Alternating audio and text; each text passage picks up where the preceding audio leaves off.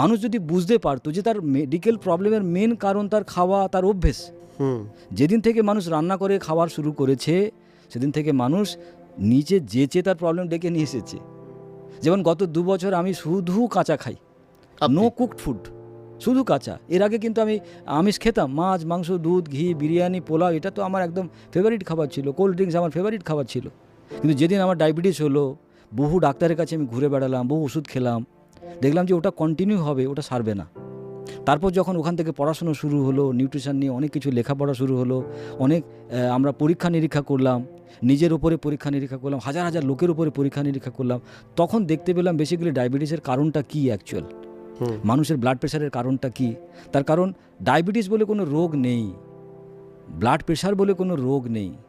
Diabetes মানে হচ্ছে তোমার লিভার প্রবলেম, লিভার প্রবলেম মানে তোমার খাওয়ার প্রবলেম, খাওয়ার প্রবলেম মানে তোমার হাঁড়ির প্রবলেম, প্রবলেম মানে তোমার রান্নাঘরের প্রবলেম।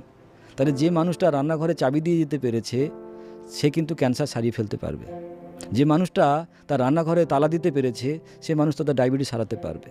এবার এই জিনিসটা মানুষ একটা থাপ্পড়ে শিখতে পারে, 10টা থাপ্পড়েও শেখে, কেউ সারা জীবন দিয়েও শেখে না। জীবন শেষ হয়ে যায় মানুষের শিখতে শিখতে, তাও শেখে না।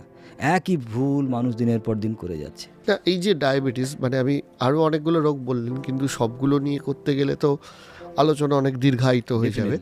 কিন্তু ডায়াবেটিস এমন একটা সমস্যা যেটা মানে ঘরে ঘরে